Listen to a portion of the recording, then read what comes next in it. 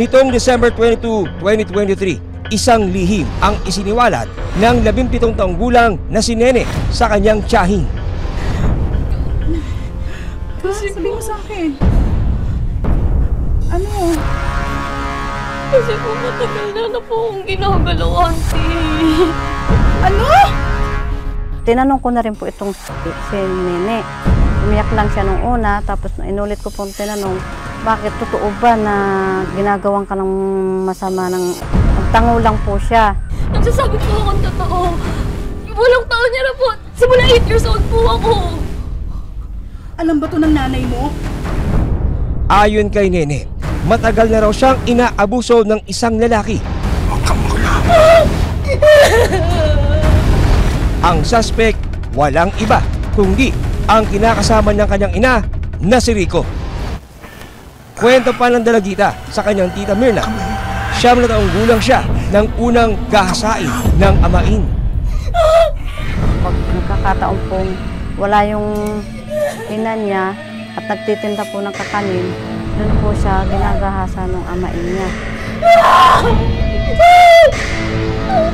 Sa gabi po kasi siya nangingisda eh. May panahon rin daw na dinala siya ng amain sa masukal na gubat at doon pinagsamantalahan. Bis ka na. Maputong tayo. Ano mo? Dali mo!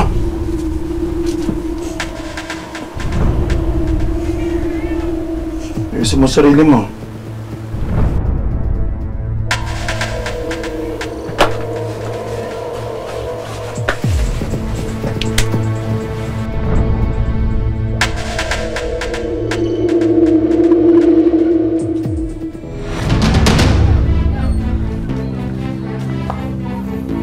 Sa parteng kanan po doon po yung pinakaandaungan po.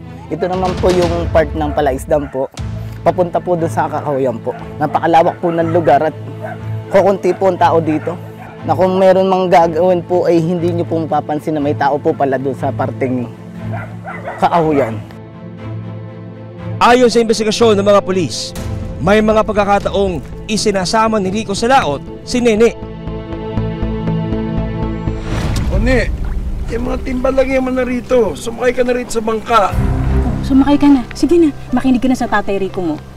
Nay, sama na lang po ako kaya sa inyo. Nene, alam mo naman malayo pagdalakwa ng nanay mo eh. Mahirapan nanay mo, di ba mahal? Oo nga. Sige na at malayo pa kasing lalakarin ko. Sige na, sumakay ka na.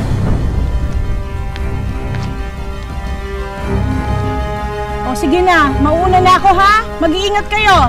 Ikaw, mag-iingat din, mainit. Halika na, sakay ka na rito. Harap ka muna rito.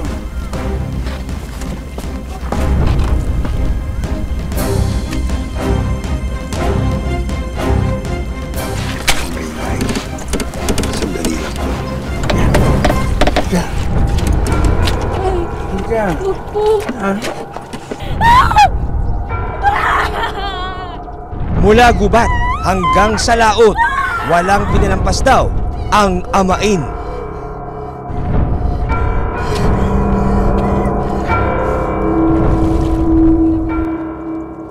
Rico? Nay! Anong nangyayari dito? Inaayos ko itong sinturong ko. Medyo tumataba na ako eh. Nay, sama na lang po kaya ako sa inyo. Huwag kang makulit. Sinasabi ko na nga sa'yo malayo pa yung lalakarin ko eh. Nakalimutan ko kasi yung barya ko. Nasa'yo pala. Ah, oo nga. Saan ba yun? Oo, ito.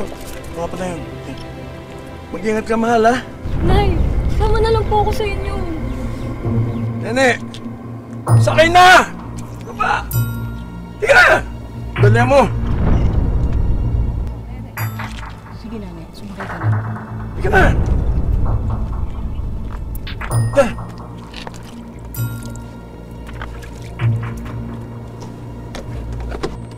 Mga 12-year-old na siya. Yun po, sinasama po siya sa dagat, sa pangingisda.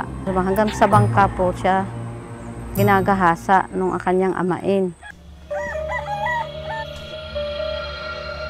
Nay, may sasabihin po sana ako sa inyo. Ano yun, anak? nang hindi na makatiis si Nene sa mga pangyayari. Pero, pwede po bang ipangako niyo muna sa akin na hindi po kayo magagalit? Ba? Kung may ginawa kang kasalanan hindi ko mapapangako sa'yo yan. Nagsumbong na siya sa kanyang inang si Gina. Si Tatay Rico po kasi, Oh, ano meron sa Tatay Rico mo? kasi po, pinagsamantala lang po ako ni Tatay Rico. Pero sa halip na paniwalaan, binaliwala lang daw ito ni Gina at galit na sinagot ang anak. Hindi magandang biro yan. Huwag ka magsisinungaling dahil hindi ka panipaniwala!